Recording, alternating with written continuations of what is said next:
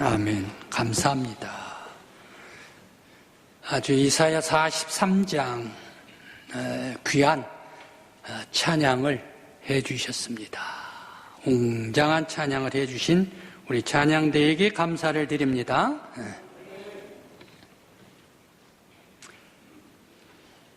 2014년 초봄, 우리 대한민국에는 별똥별이 떨어진다고 대한민국 모든 사람들, 특히 등산객들이 소동하고 소동을 했습니다.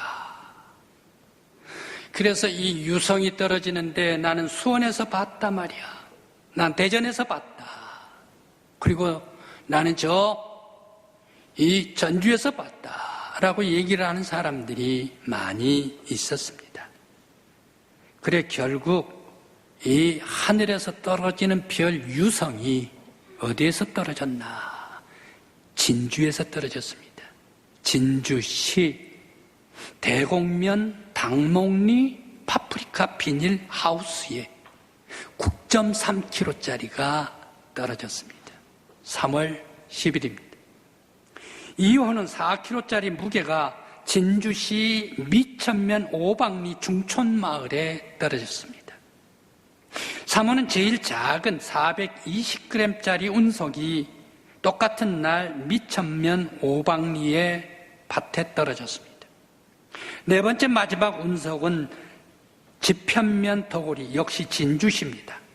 도로변 개울가에 하루 뒤에 21kg짜리 무게의 운석이 발견되었습니다. 운석 이것은 보통 이 가치가 아니래요. 이 금값보다 10배가 더 비싸다네요. 그 당시 가격으로 1g에 10,000원 이상 호가하는 것이 바로 이 운석이다 라고 얘기를 하는데, 제일 큰 운석 바로 이 21kg짜리 이거는 얼마가 되는가 하면 거의 260억 정도, 저 러시아에서는 260억 정도 가치를 쳐준다라고 얘기를 합니다. 그러면서 집주인, 소유자 집주인들이 뭐라고 얘기를 합니까? 운석 주인들이 뭐라고 얘기를 합니까? 난 260억 받아야 되겠습니다 라고 얘기를 하는데, 우리 대한민국 천문대에서는 뭐라고 얘기를 합니까? 3억 5천 줄 테니까 팔아라, 내놓아라 라고 얘기를 했습니다. 그렇게 하면서 나라에서는 뭐라고 얘기를 합니까? 이 운석, 이와 같은 것들을 해외에 반출할 수가 없다라고 그 후에 11월, 그 해 12월 달에 법적으로 이 결의를 하고 말았습니다. 그런데 바로 이 거래값 때문에 지금 어떻게 돼 있나? 나라에서 사들이질 못하고 이 운석이 개인에 소장하고 있다라고 얘기를 합니다. 그런데 문제는 이 운석이 점점 개인이 가지고 있으면 산화돼 버릴 가능성이 있다는 얘기. 이 운석이 어떻게 될까 염려하기도 하고, 또 나라에서는 좀 가치를 올려가지고 사들이기도 하고 했으면 참 좋겠습니다만은, 아무튼 논 비닐하우스에 떨어져 죽은 운석 주인은 로또보다 더 큰 대박을 맞았습니다. 오늘 성경 말씀은 하늘에서 유된 나라로 유성처럼 떨어진 세상의 가장 위대한 가문 다윗의 가문 이야기가 오늘 말씀입니다. 성경 말씀을 깊이 읽어보면 다윗은 정상적인 부부에 있어서는 다윗이 태어날 수가 없는 사람이 다윗이었습니다. 그러나 하나님의 섭리로 유대 땅 베들레헴으로 운석과 같이 보내주신 가문이 다윗의 가문입니다. 이 세상의 가장 큰 가문, 위대한 가문, 다윗보다 더 큰 위대한 가문이 어디 있겠습니까? 바로 이 다윗 가문의 이야기가 오늘 성경의 본문 말씀입니다. 오늘 룻기를 단순하게 읽어보면 보아스와 룻과의 로맨스다라고 얘기를 할 수가 있을 것입니다. 그러나 깊이 읽어보면 몰락해져가는 불쌍한 한 가정이 세상에서 연기와 같이 사라지느냐 생존하느냐, 사느냐 죽느냐의 말씀이 오늘 성경 말씀입니다. 이삭을 줍는 룻을 영적인 큰 눈으로 바라보면서 오늘 말씀 속으로 들어가는 우리 성도들이 되시기를 간절히 기원합니다. 오늘 말씀 가운데 왜 나오미는 모압에서 살다가 과부가 되어가지고 베들레헴으로 돌아왔을 때에 고향 사람들이 나오미가 돌아왔다라고 얘기를 합니다. 그때에 나오미는 뭐라고 얘기를 합니까? 나오미라라고 얘기를 하지 말고 나를 마라라고 얘기를 하라라고 왜 이렇게 말했을까? 나오미라는 이름의 뜻은 기쁨이란 얘기입니다. 희락이란 얘기입니다. 그런데 마라라라는 얘기는 슬픔이다, 고통이다, 애통이다라는 그런 말입니다. 왜 기쁨이다라는 이 얘기로 불러주지 말고 나를 말하라, 슬픔이라라고 불러다오라고 얘기를 했을까 생각을 해봅니다. 또 바로 이 나오미, 그러면서 나오미가 이제 고향 베들레헴으로 돌아왔을 때에 모압 여인 룻은 왜 시어머니 나오미를 따라왔을까? 동서오르바는 룻 모압이 고향이기 때문에 자기 친정으로 떠나가 버리고 말았지 않습니까? 그런데 왜 이 룻은 시어머니 나오미, 콜로 돼 있는 이 나오미를 따라서 베들레헴까지 왔을까 생각을 해봅니다.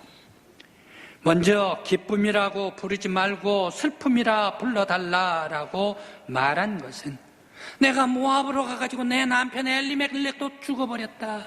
큰아들 기련도 죽어버렸다. 둘째 아들 말년도 죽어버렸다. 그런데 그 자녀들 가운데 손자가 아무도 없이 다 남편들은 전부 다 남자들은 죽어버렸는데 죽어가지고 다시금 내가 홀로이 과부들만 돌아왔는데 내가 왜 기쁨이 되겠는가? 내가 왜 환희가 되겠는가? 나는 매일매일 사는 것이 슬픔이요, 매일매일 사는 것이 고통 가운데 살고 있노라. 나를 나오미라고 부르지 말고 슬픔이라 말하라 불러다오 라고 말했습니다. 나오미가 회심하고 고향 베들레헴으로 돌아오는 것은 자기의 발걸음으로 뛰었을까? 하나님께서 역사해 주셨을까? 고향으로 되돌아왔던 슬픔을 가졌지만 고향으로 되돌아왔던 나오미는 어쩌면 하나님의 섭리에 따라 베들레헴 고향으로 들어왔을 것이다 라는 그런 생각을 해봅니다. 하나님의 역사입니다. 또 이방 여인 룻이 엄청난 고백을 하고 있습니다. 놀라운 하나님의 섭리가 아니면 고백할 수가 없는 고백을 바로 이 이방 여인 모압 룻이 며느리가 고백을 하고 있습니다. 어머니께서 가시는 곳에 내가 가고 어머니께서 머무는 곳에 내가 머물겠습니다. 어머님의 백성이 내 백성이 되고 어머님의 하나님이 내 하나님이 되겠습니다. 어머니께서 죽으시는 곳에 내가 묻히겠습니다. 나도 묻히겠습니다. 죽는 일 외에 내가 어머님을 따르지 말라라고 내게 말씀하지 마옵소서. 어머님의 백성이 내 백성이 되고 어머님이 경외하는 하나님을 내가 경외하겠습니다 라고 고백했던 룻이었습니다. 위대한 신앙의 고백입니다.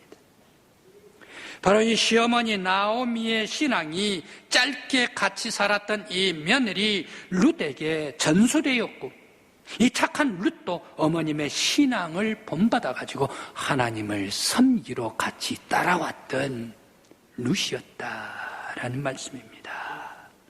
바로 이 하나님을 고백하는 것, 룻이 고백했던 바로 이 고백은 룻의 고백이 아니라 하나님께서 섭리해 주시고 역사해 주셨기 때문에 위대한 고백이 있을 수가 있는 줄 믿습니다. 또한 젊은 룻은 자기 삶을 먼저 찾고 오르바와 같이 떠나가 버리면 끝날 것입니다. 룻은 오르바처럼 정기 때문에 충분히 친정으로 돌아가면 미래에 다시 설계하면서 계획하면서 살아갈 수가 있었을 것입니다. 그런데도 불구하고 룻은 자기의 기쁨을 구하지를 않았습니다. 먼저 늙으신 어머니 나오미를 먼저 생각을 했습니다. 홀로이 고향으로 가면 어머님 홀로 가시는데 나중에는 어떻게 될 것인가, 먹고 살긴 할 것인가, 죽을 텐데, 돌아가실 텐데 홀로 가신 저 어머님을 홀로 보낼 수가 없다. 내가 따라가서 봉양해야지. 고향 자기 친정으로 돌아가서 자기의 기쁨을 찾을 수가 있었지만 다 벗어버리고 어머님, 늙으신 어머님을 봉양하러 따로 나섰던 착하디 착한 룻이었습니다. 또 왜 밭주인 부자 보아스를 생각을 해봅니다. 자기 밭에 이삭을 주우러 온 이방 여인, 바로 이 룻의 보디가드가 되었을까? 룻을 다른 밭으로 가지 말고 여기서 주라라고 하면서 룻이 더 많은 이삭을 줍도록 배려를 하고 선처를 했을까? 왜 그랬을까? 그리고 어머니는 이삭을 주우러 간 며느리 룻에게 돌아온 룻이 보고를 합니다. 룻이 보고를 하는 그러한 보고 얘기를 어머님 나오미 아주 집중하면서 듣고 있습니다. 그러면서 나는 오늘 보아스 내 어르신 보아스란 사람의 밭에 가가지고 주었습니다. 주었는데 이삭을 주었는데 다른 사람들보다 나에게 더 많이 줍도록 배려를 해주었습니다. 참 고맙기도 했습니다. 그래서 이같이 많이 주어왔습니다 라고 보고를 나오미에게 했습니다. 이 보고를 며느리 룻에게 들은 나오미는 다음 날 나오미에게 이삭을 주우러 떠나갈 때에 너는 다른 밭으로 가지 말고 보아스 밭으로 가라 라고 얘기를 합니다. 저녁 어둑어둑할 때에 나는 보아스가 어디에 눕는가를 보고 보아스의 발치에 입을 덮으라 라고 어머니 나오미가 며느리 룻에게 얘기를 해줍니다. 우리 대한민국에서는 도저히 이해할 수가 없습니다. 아들의 며느리, 비록 아들이 죽었지만 이 아들 며느리에게 외간 남자의 발치에 가가지고 누라 시어머니가 얘기를 해줬다. 이것은 도저히 우리 대한민국에 있어서의 윤리가 아닙니다. 우리 대한민국의 윤리는 어떤 윤리였습니까? 조선 팔도 고려시대 때에 만일 여인이 시집을 가가지고 남편이 죽고 홀로 과부가 되었을 때 다른 곳으로 가지 아니하면, 그리고 이 애가 하나도 없을 때에도 그 집에서 계속해서 함께 살아간다면 그 며느리 뭐라고 얘기를 합니까? 열려다, 효도 아닌 효부다라고 하면서 열려 비석을 지어줬던 사람이, 지어줬던 나라가 우리 대한민국 조선 팔도요 고려시대 아니었습니까? 그런데 우리 대한민국의 사람들로 윤리로서는 도저히 이해할 수가 없는 이 며느리를 룻이 이방 외간 남자의 발치에 가서 누라라고 왜 시어머니 나오미가 코치를 했을까? 유대 나라의 문화를 우리들은 이해해야 합니다. 우리 대한민국 조선과는 많이 다릅니다. 만일 유대 나라의 남자들이 살다가 죽어 가문의 후손을 남기질 못하고 끊어질 위기에 처할 때에 가까운 친족이 가문을 이어주는 일종의 시바지 문화가 유대 나라에 있었습니다. 보아스는 나오미 소문을 듣고 다시 돌아왔다라는 소문을 듣고 친척 엘리멜렉의 가문의 남자들이 다 죽었다라는 것을 알게 되었습니다. 늙은 어머니를 봉양하기 위하여 이삭을 줍는 나오미의 며느리 룻을 불쌍히 여겼습니다. 그리고 나오미는 자기의 남편 엘리멜렉이 죽어버리고 난 후에 가문을 어떻게 이룰까라고 생각을 하는데 이 보아스가 기업을 물을 가문의 친족이다라는 것을 알게 되었습니다. 그래서 룻에게 보아스 곁에 눕게 하고 가문을 이을 후손을 얻기를 바라게 되었습니다. 그런데 문제는 보아스에게, 이 나오미의 가족에게 보아스보다 더 가까운 친족 영순이가 있었습니다. 자기는 영순이가 아니라 후순이었습니다. 그런데 이 영순이 친족이 룻을 거절을 하자 원로원에게, 장로들에게 물었습니다. 허락을 받아가지고 룻을 아내로 삼게 되었습니다. 그 말씀이 오늘 성경의 본문 말씀입니다. 보아스와 룻 사이에 태어난 아이가 오벳이 되었고, 오벳은 이새를 낳았고, 이새는 다윗을 낳았더라. 결국 보아스는 다윗의 증조 할아버지가 되었다라는 말씀입니다. 보아스는 하나님 앞에서 한 가정을 일으켜 세우는 보호자요, 나오미 가문에 있어서 희망이요, 그러면서 룻에게 있어서의 인도자요, 사랑의 보디가드가 되어 주었습니다. 영순이가 되었던 친족은 어떻습니까? 룻 이방 사람이란 얘기, 룻 비천한 여인이란 얘기. 내가 그 집에 가가지고 내가 어떻게 가문을 이어주겠느냐? 바로 그 사람, 영순이 되었던 사람은 룻을 물리쳐버리고 말았습니다. 밀어내버리고 말았습니다. 그러나 보아스는 그렇지를 않았습니다. 외롭게 나오미 시어머니와 함께 이제 룻이 다시금 고향으로 와서 먹을 것도 없습니다. 집도 없습니다. 불쌍한 과부 둘입니다. 천대받을 수밖에 없는 그런 집입니다. 바로 그 집을 보아스가 사랑해주고, 또한 그 집을 섬겨주고 받들어주고 희망이 되어 주었다라는 말씀입니다. 이렇듯 보아스와 룻이 부부가 된 것은 온 세계 가장 위대한 다윗의 가문을 이루기 위한 하나님의 섭리였던 것을 다시 한번 우리들이 깨달을 수가 있습니다. 다윗의 가문, 어떤 가문입니까? 세상에서 가장, 다윗보다 더 위대한 가문이 어디 있겠습니까? 세상에 가장 위대한 첫 번째 가문이 다윗의 가문이었다. 바로 이 다윗의 가문, 그 후손으로 계속해서 왕통이 나오고, 바로 이 다윗의 후손에서 온 세상의 구주가 되신 예수 그리스도를 하나님께서 보내주신 줄 믿습니다. 이렇게 다윗의 가문을 하나님께서 섭리해 주시고 역사해 주시고, 하나님께서 온 세상에 구원주를 보내시기 위해서 위대한 가문 만들어 주신 줄 믿습니다. 세상에 위대한 가문들, 성경에 위대한 가문들의 후손이 있는데요, 공통점이 있더라고요. 이상한 공통점을 제가 발견하면서 깜짝 놀랐습니다. 은혜를 받았습니다. 세상에 태어나지 못할 뻔했던 그런 공통점이 있습니다. 다윗이 태어나고 그 왕이 되고 온 세상이 가장 위대한 가문이 되고 하늘과 땅 온 세상 구원자 예수 그리스도가 태어난 위대한 가문으로 삼기 위해서 보아스를 택해 주시고 룻의 태를 열어 주셨습니다. 그런데 성경에서도 위대한 가문, 그 후손이 있는데 누가 있습니까? 이삭입니다. 이삭은 세상에 태어날 수 없었던 사람이 이삭입니다. 왜? 어머니 사라의 경수가 끝나버렸어요. 늙어가지고. 아브라함도 100세가 넘어버렸어요. 그 정도 가정이라면 애가 없어야 돼요. 그런데 왜 사라가 애를 낳았습니까? 왜 아브라함이 애를 낳았습니까? 바로 그것은 하나님의 역사요 섭리인 줄 믿습니다.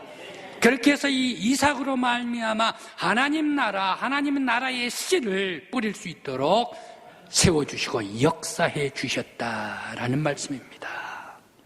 또한 성경 말씀에 모세의 이야기도 있습니다. 모세의 이야기도 있는데 이 모세는 어떻습니까? 바로 이 모세도 바로 왕의 명령으로 말미암아 히브리의 사내 아이들은 낳기만 하면 전부 다 죽여버리라 라고 산파에게 명령을 했습니다.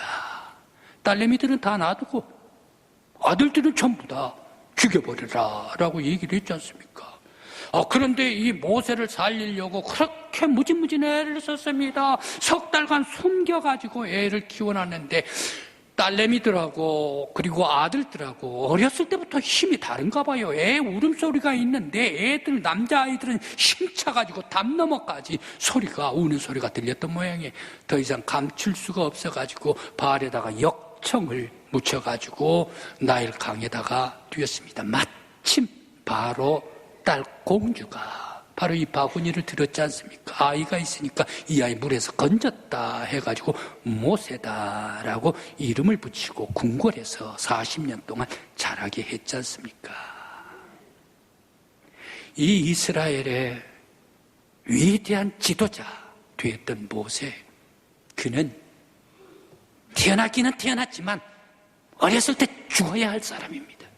세상에 빛을 보지를 못해야 할 사람입니다. 그럼에도 불구하고 왜 이렇게 살려놨던가? 하나님의 섭리요, 하나님의 위대한 역사가 임하여서 이스라엘의 위대한 지도자로 삼아주신 줄 믿습니다.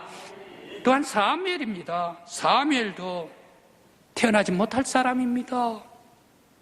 한나의 태가 다쳐버리고 말았습니다. 동서 분린 나는 애를 줄줄이 낳았습니다. 하나 낳고 둘 낳고 계속해서 낳았습니다.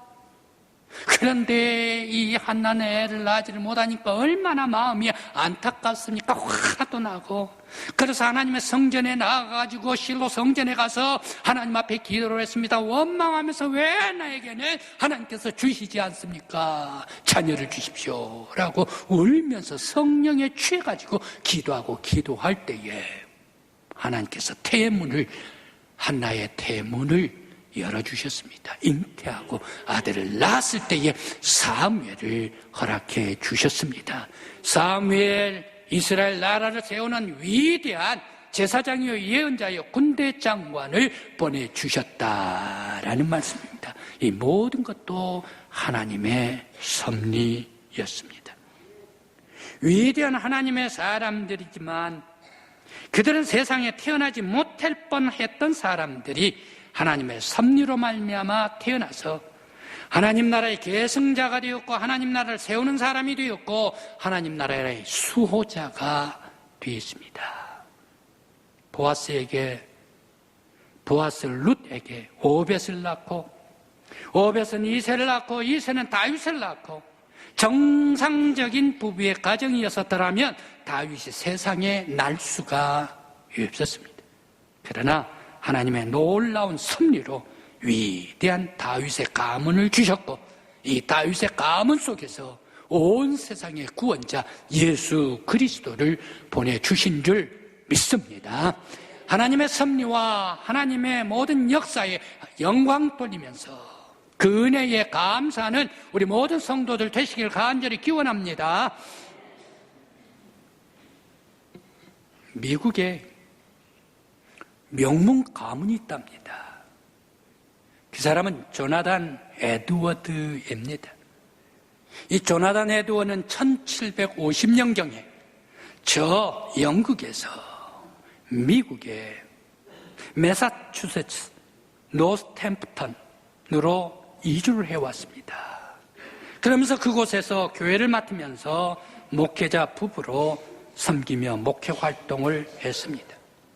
그 시대는 청교도 아닙니까? 순수한 복음, 순수한 믿음의 생활을 했던 모든 사람들, 그것을 강조를 하면서 열심히 목회를 하면서 자녀들을 낳았는데 자녀들이 11명을 아들, 딸들을 낳았습니다. 그런데 이 조나단 에드워드 이 목사님의 아들, 딸들은 나중에 미국 사회를 이끄는 위대한 지도자들이 되었더라라는 말씀입니다. 그런데 여기에서 끝나지를 아니하고 추적자들이 추적을 했습니다. 그 가문을 추적을 했습니다.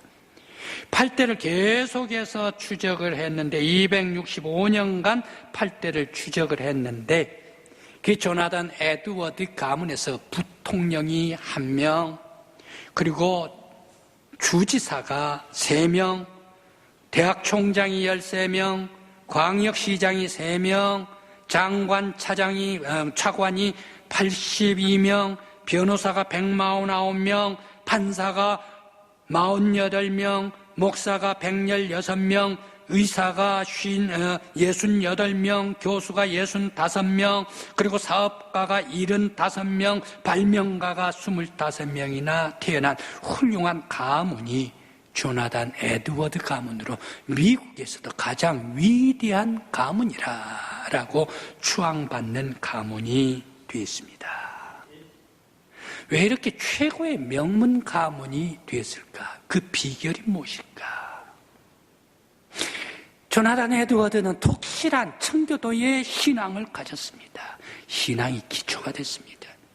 자녀들에게 따뜻한 사랑, 애로 교육을 하고 훈육을 시켰습니다. 그러면서 자녀들이 늘상 가정 안에서 바라고 보고 자라는 것이 있습니다. 부부가 함께 금실이 좋으면서 사랑하면서 그러한 모습을 자녀들이 보고 자랄 때에 그 자녀들도 훌륭하게 성장해 주더라라는 말씀입니다. 그래서 위대한 가문이 되었다. 오늘 우리 믿음의 성도 여러분, 여러분들도 우리 강국교회 성도 여러분들도 하나님께서 섭리해 주신 위대한 가문이 여러분의 가정이요, 여러분의 아들, 딸들, 여러분들의 자자, 손손이 되시길 간절히 기원합니다. 유대나라의 유성처럼 떨어져서 온 세상에 가장 위대한 가문이 된 다윗 가문, 그리고 미국의 가장 유명한 조나단 에드워드의 가문, 공통점이 있습니다. 두 가문의 공통점, 그 가정들은 독실한 하나님을 섬기는 신앙의 가정이었다. 그러면서 자녀들을 가족애와 따뜻한 사랑으로 가르쳤다. 그리고 부부간에 서로 사랑하면서 섬기면서 양보하면서 금실이 좋은 것을 자녀들에게 보여주지 않아도 자녀들에게 영향이 가는 부부가 되었더라. 그때에 위대한 자자 손손들이 태어나더라. 오늘 여러분들의 가정 꼭 되시길 간절히 기원합니다. 요즘 괴이한 사랑이 온 세상을 덮고 있습니다. 사탄이 뿌려대는 동성애가 온 세상의 쾌락으로 인류를 몰아가고 있습니다. 이 동성애의 출발은 어디에서부터입니까? 성경 말씀에 레위기서 19장의 말씀이 있습니다. 고대부터 있었습니다. 그러면 로마 시대 때부터 있었습니다. 그런데 최근에, 근데 현대에서는 어디에서 출발을 했나? 그 근원은 1968년 동부 유럽 공산주의 국가들의 집시들로부터 출발을 했습니다. 공산주의 국가의 사회, 나라, 정부에 대해서 젊은이들이 국가를 공격을 하면서 행복한 가정을 부정적으로 생각하면서 사회에 적응하지 못하고 떠돌아다니는 집시 문화에서 출발을 했습니다. 그들의 생활은 자연히 깨끗한 결혼을 거부를 하고 남녀가 함께 모여서 동물들과 같이 집단 성생활을 하는 집시들의 생활을 했습니다. 이들은 영혼이 없고 미래가 없었습니다.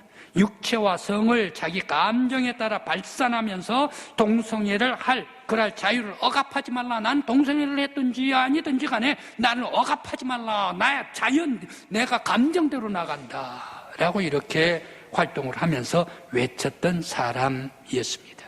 자연히 그들의 타락한 생활을 싫어하는 하나님을 거부를 합니다. 성경을 거부를 합니다. 거룩한 생활을 거부해버립니다. 바로 이러한 곳에 출발한 타락한 동성애 법은 지옥문을 여는 사탄의 법이 될 수밖에 없을 것입니다. 세보속적인 악한 법, 우리 사회에 발을 붙이지 못하도록 우리 성도들은 막아야 합니다. 하나님 나라를 수호할 수 있는 저와 여러분들이 되시길 간절히 기원합니다. 지금 농과 밭은 이삭을 줍는 깊어가는 가을입니다. 산과 들과 계곡마다 아름답게 단풍이 물들어가고 있습니다. 우리 영덕 지역에는 저 옥계 계곡을, 아름다운 계곡을 한번 보고 싶은 그러한 계절입니다. 이 아름다운 계절에 여러분의 가정도 아름답고 풍성한 가정이 되시길 간절히 기원합니다. 하나님께서 짝 지어주신 여러분들의 부부가 세상에서 거룩한 부부가 되어서 하나님의 은혜와 축복이 가득하고 거룩한 가정, 우리 강국교회 믿음의 성도 여러분들의 가정이 되시기를 간절히 기원합니다.